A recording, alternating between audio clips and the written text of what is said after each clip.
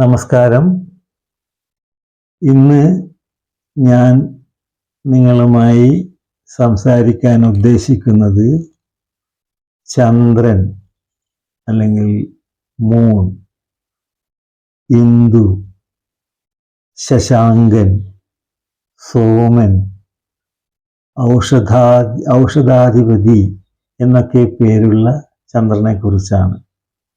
ഞാൻ ഓൾറെഡി ഒരു വീഡിയോ ചെയ്തിട്ടുണ്ട് ചന്ദ്രൻ്റെ സവിശേഷതകളെ കുറിച്ചൊക്കെ.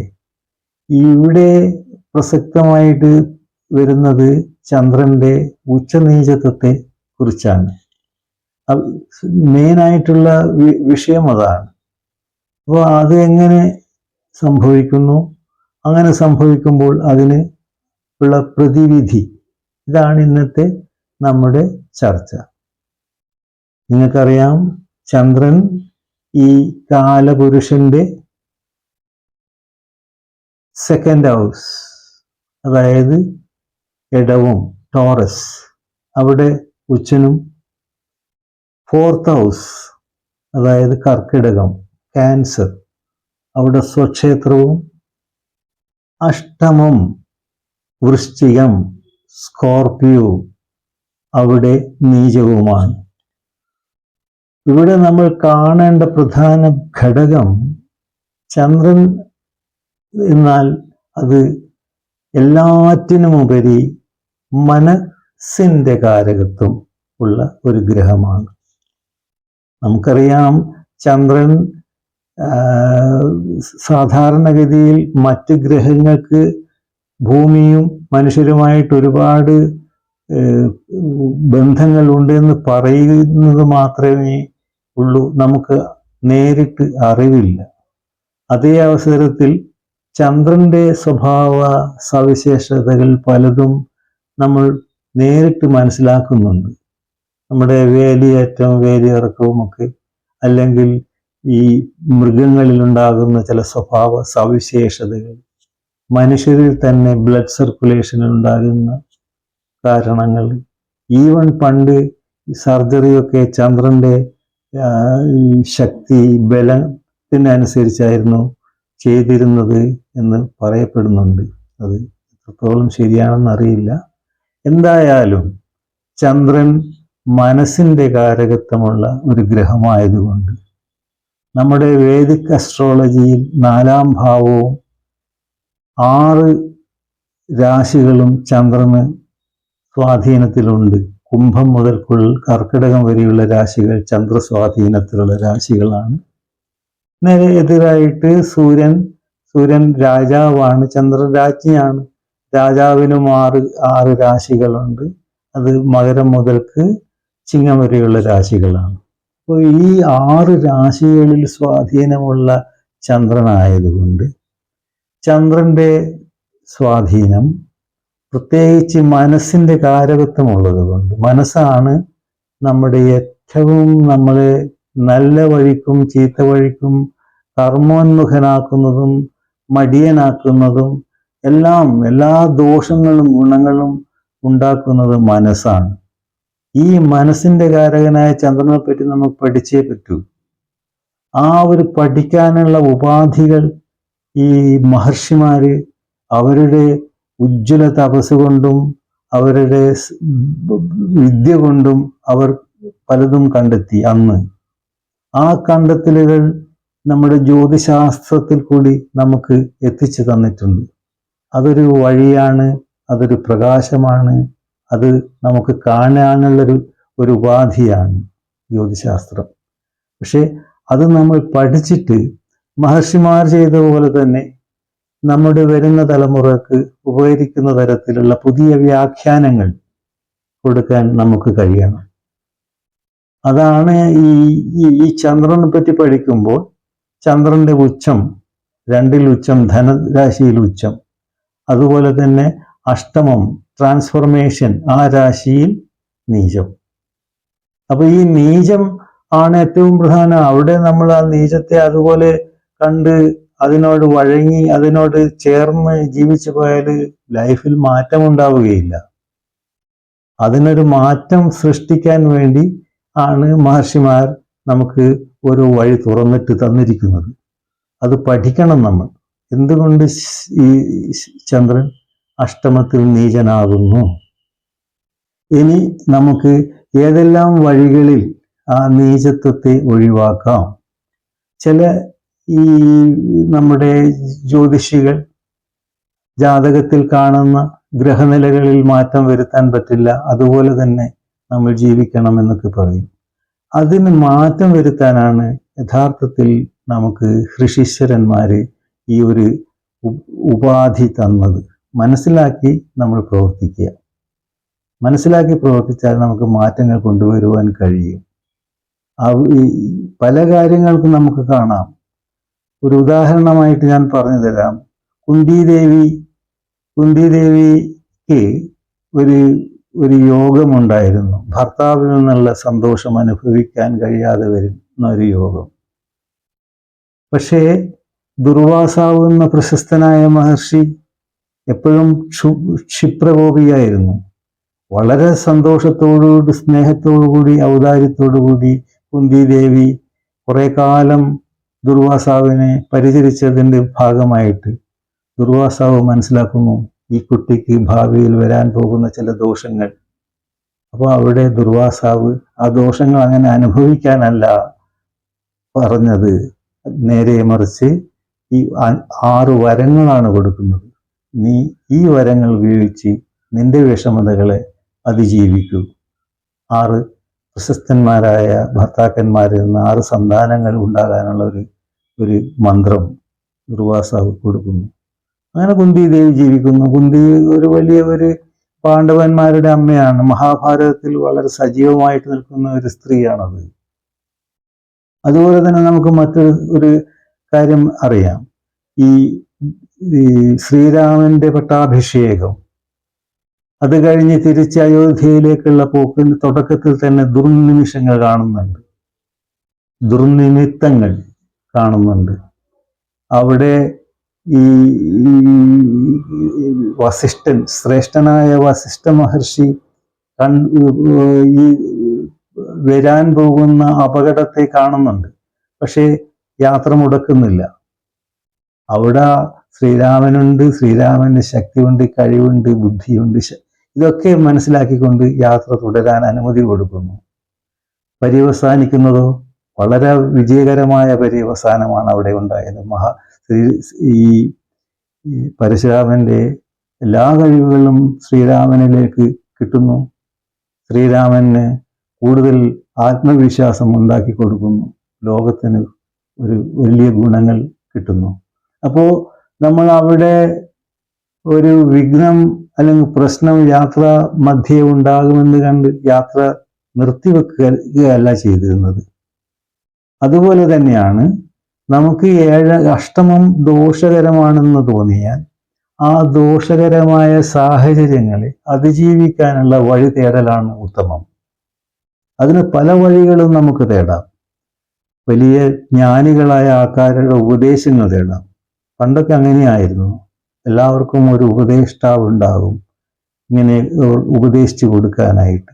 ഇന്ന് നമുക്ക് അതൊന്നും ഉണ്ടാവുകയില്ല. കാരണം ഇന്ന് നമ്മൾ ജീവിക്കുന്നത് നമ്മുടെ ഈ കൃതായുഗം, ത്രേതായുഗം, ദ്വാപരയുഗം, കലിയുഗമാണ്. കൃതായുഗത്തിലുള്ള നീതിശാസ്ത്രങ്ങളും സ്വഭാവങ്ങളും നമ്മളുടെ കുടുംബ ബന്ധങ്ങളും എല്ലാം അന്നൊരു 100 പേരുടെ സങ്കല്പത്തിലായിരുന്നുവെങ്കിൽ അത് മറ്റൊരു യുഗത്തിൽ അത് 10,000-ങ്ങളുടേതും, അതിനടുത്ത യുഗം അത് ലക്ഷങ്ങളുടേതും, ഇന്ന് നമ്മൾ ജീവിക്കുന്ന യുഗം കോടികളുടേതുമാണ്. ഈ കോടികൾ ഉള്ള ജനങ്ങളുള്ള ഒരു സമൂഹത്തിൽ അന്നത്തെ അതേ രൂപത്തിലുള്ള ധാർമ്മിക ബോധങ്ങളും ഉപദേശങ്ങളും അല്ല വേണ്ടത്. ഇന്ന് നമ്മൾ അതിനെയെല്ലാം കുറച്ചുകൂടി നന്നാക്കണം. അതിനെ ഈ കാലഘട്ടത്തിന് അനുയോജ്യമായ രീതിയിൽ പരിഷ്കരിപ്പിക്കണം. അതാണ് നമ്മൾ ജ്യോതിഷികൾ ചെയ്യേണ്ടത്. അല്ലാതെ നിനക്ക് അങ്ങനെ വരാൻ പോകുന്നു, മറ്റു വഴികളിൽ അതിനെ നേരിടുക, അല്ലെങ്കിൽ ഏതെങ്കിലും ക്ഷേത്രത്തിൽ പോയി വഴിപാട് നടത്തുക, ഇതല്ല. നമ്മൾ വ്യക്തിപരമായിട്ട് തന്നെയാണ് ഉയരേണ്ടത്. അഷ്ടമം എന്ന ഭാവം അതിപ്രബലമായ ഒരു ഭാവമാണെന്ന് ആദ്യം നമ്മൾ കണക്കാക്കണം. കാരണം അതൊരു വലിയ സ്റ്റേജാണ്. കോംപ്ലിക്കേറ്റഡ് ആയിട്ടുള്ള കാര്യങ്ങൾ നമ്മൾ ചെയ്തു തീർക്കേണ്ട ഒരു സ്റ്റേജ്. കാരണം ഇവിടെയാണ് നമ്മളെ മോക്ഷത്തിൻ്റെ സ്റ്റേജാണത്. എല്ലാ ഭാവങ്ങളും അഷ്ടമത്തിലുണ്ട്. സ്നേഹത്തിൻ്റെ ഭാവമുണ്ട്, പ്രേമത്തിൻ്റെ ഭാവമുണ്ട്, പക്ഷെ എല്ലാം ഇൻറ്റൻസിഫൈഡ് ആണ്. ഈ അഷ്ടമം സ്കോർപിയോ വൃശ്ചികം രാശി എന്ന് പറഞ്ഞാൽ ജലരാശി തന്നെയാണ്. പക്ഷെ അവിടെ വ്യത്യാസമുണ്ട്. കാരണം സമുദ്രങ്ങൾ പലതുമുണ്ട്. അതിൽ ഡെഡ് സീയും ഒരു സമുദ്രത്തിന്റെ ഭാഗം തന്നെയാണ്, ചാവുകടൽ.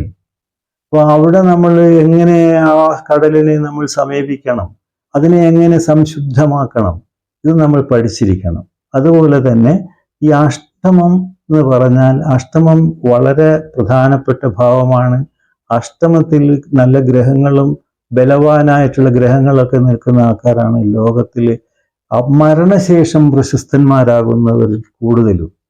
വളരെ പ്രശസ്തി ഉണ്ടാകും അവർക്ക്. കാരണം അവരെ സേവനം അതായിരിക്കും. ആ സേവനത്തിന് കിട്ടുന്ന അംഗീകാരം സ്വല്പം വൈകിയാലും അവർ പ്രശസ്തന്മാരാകും. അതുപോലെ നമുക്കും നമ്മുടെ ഈ അഷ്ടമത്തിനെ സമ്പുഷ്ടമാക്കണം. നമ്മുടെ സ്നേഹങ്ങളും നമ്മളെ കർമ്മമാണ് ഇതിൽ ഏറ്റവും പ്രധാനം. ചന്ദ്രൻ ഈ ഒരു രാശി വളരെ ഇൻറ്റൻസിഫൈഡ് രാശിയാണ് എന്നുള്ളത് കൊണ്ടാണ് ചന്ദ്രൻ അവിടെ കർമ്മത്തിൽ സജീവമാകാൻ സാധിക്കാത്തതുമാണ് അവിടെ നീചമാകുന്നത്. കർക്കിടകത്തിൽ അതൊന്നുമില്ല. യാതൊരു വെല്ലുവിളികളുമില്ലാതെ വളരെ സുന്ദരമായ ഒരു ചുറ്റുപാടാണ് കർക്കിടക രാശി. ഇവിടെ അതല്ല. ചന്ദ്രന് ഒരുപാട് പ്രശ്നങ്ങളുണ്ട്. ഈ ജലരാശി എന്ന് പറഞ്ഞാൽ അതിൻ്റെ ആധിപത്യം തന്നെ കുജന്റെയും ഒപ്പം കേതുവിൻ്റെ സാന്നിധ്യവുമുണ്ട്. ചന്ദ്രൻ അതൊന്നും സ്വീകാര്യമല്ലാത്തത് കൊണ്ടാണ് അവിടെ നീചനായിട്ട് രക്ഷപ്പെടാൻ ശ്രമിക്കുന്നത്. ആ രക്ഷപ്പെടലല്ല വേണ്ടത്. നമുക്ക് ആ ചന്ദ്രനെ ബലപ്പെടുത്താൻ ശ്രമിക്കണം. അതിനു വേണ്ട കർമ്മത്തിലാണ് ഭഗവാൻ പറയുന്നത്, നിങ്ങൾ ചെയ്യൂ, കർമ്മം അനുഷ്ഠിക്കൂ.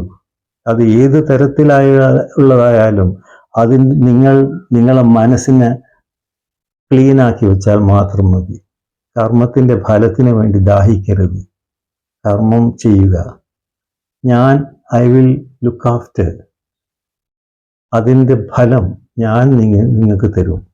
അങ്ങനെയുള്ളൊരവസ്ഥ ഉണ്ടാക്കിയെടുക്കാൻ നമുക്ക് സാധിക്കണമെങ്കിൽ ഈ അഷ്ടമത്തിലെ ഗ്രഹങ്ങളെ, അഷ്ടമഭാവത്തെ നമ്മൾ സജീവമാക്കണം, ശക്തമാക്കണം. ചന്ദ്രന്റെ നീചത്വത്തെ, അഷ്ടമത്തിൽ വരുന്ന ചന്ദ്രന്റെ നീചത്വത്തെ നമ്മൾ ഒഴിവാക്കിയെടുക്കണം. അത് നമ്മുടെ കർമ്മം കൊണ്ടാണ് സാധിക്കുക. കുജനുണ്ടവിടെ. ഈ കുജൻ കർമ്മത്തിന്റെ ഗ്രഹമാണ്. അപ്പോൾ കുജൻ എവിടെയാണോ നിൽക്കുന്നത് നമ്മുടെ ജാതകത്തിൽ, ആ കുജനെ നമ്മൾ തൃപ്തിപ്പെടുത്തണം. അതുപോലെ കേതുവിനെ തൃപ്തിപ്പെടുത്തണം. അതൊക്കെ ഈ ചന്ദ്രന്റെ സ്കോർപിയോ രാശിയുള്ള നീചത്വത്തെ ഒഴിവാക്കാൻ സാധിക്കുന്നതാണ്. മറ്റൊന്ന് നമുക്ക് ചെയ്യാൻ സാധിക്കുന്നത്, ഒന്ന് പ്രവർത്തനം തന്നെ ഏറ്റവും പ്രധാനമായിട്ട്. മറ്റൊന്ന് നമുക്ക്, നിങ്ങൾക്കറിയാമല്ലോ, ഈ മാനസരസ്, അതൊരു വലിയ മനസ്സിന്റെ പൊയ്കയാണത്. മാനസരോവർ, മനസ്സിന്റെ സരോവരം എന്നാണ് അതിന് പറയുന്നത്. അത് ബ്രഹ്മാവിൻ്റെ ഒരു സൃഷ്ടിയാണ്. അവിടെ നിരന്തരമായിട്ട് ശിവന്റെ സാമീപ്യമുള്ള ഒരു പ്രദേശമാണ്. മനസ്സിന്റെ കാരകത്വമുള്ള ചന്ദ്രൻ തലയിൽ ഒരു ആഡംബരമായി നിർത്തി ജീവിക്കുന്ന, പ്രാർത്ഥിക്കുന്ന ഒരു ദൈവമാണ് ശിവൻ. അപ്പോൾ ആ ശിവന്റെ സാമീപ്യമുണ്ട് അവിടെ. ഈ മാനസ് സരോവർ, അവിടെ അരയന്നങ്ങളാണുള്ളത്. അരയന്നങ്ങൾ എന്ന് പറഞ്ഞാൽ നിങ്ങൾക്കറിയാമല്ലോ, അത് നന്മയെ സ്വീകരിക്കാനും തിന്മയെ റിജക്റ്റ് ചെയ്യാനും എതിർക്കാനും തിരസ്കരിക്കാനും കഴിവുള്ള ഒരു പക്ഷിയാണത്. ബുദ്ധിയുടെയും വിദ്യയുടെയും ഒക്കെ ഒരു ഒരു ഏരിയ തന്നെയാണ് മാനസരസ്. അപ്പോൾ അവിടെ സരസ്വതിയുടെ വിളയാട്ടമുണ്ട്, ബ്രഹ്മാവിൻ്റെ പ്രസൻസ് ഉണ്ട്, ശിവന്റെ സാമീപ്യമുണ്ട്. അപ്പോൾ അങ്ങനെയുള്ള ഒരു സങ്കല്പം അത് നമ്മൾ അവിടെ പോയിട്ട് ചെയ്യാനൊന്നും പറ്റില്ല. നമുക്ക് നമ്മുടെ മനസ്സിൽ അങ്ങനെ ഒരു രൂപം പ്രതിഷ്ഠിച്ചെടുക്കണം.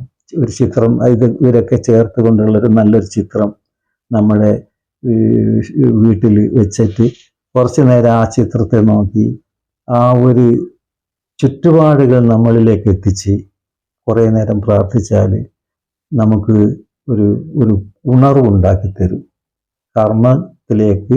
അല്ലെങ്കിൽ ഈ ഡീമോട്ടിവേഷൻ, നീചനായ ചന്ദ്രൻ്റെ നമുക്ക് തരുന്ന ഡീമോട്ടിവേഷൻ ഒഴിവാക്കിയിട്ട് നമുക്ക് ഒരു പുതിയ ചിന്താധാരയിലേക്ക് പോകാൻ പ്രചോദനം തരും. മറ്റൊന്ന് ഈ ചൂടനെ പ്രാർത്ഥിക്കുക, ദേവിയെ പ്രാർത്ഥിക്കുക. ഇതൊക്കെയാണ് മറ്റ് വഴികൾ ചന്ദ്രൻ്റെ ഈ അഷ്ടമത്തിലുള്ള നീചത്വത്തെ ഒഴിവാക്കാൻ. മറ്റൊരു വഴി പ്രാർത്ഥന ഒരു വലിയ വഴിയാണ്.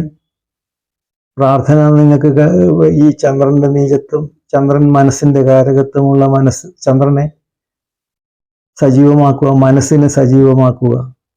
ഈ മനസ്സിനെ സജീവമാക്കാൻ വേണ്ടി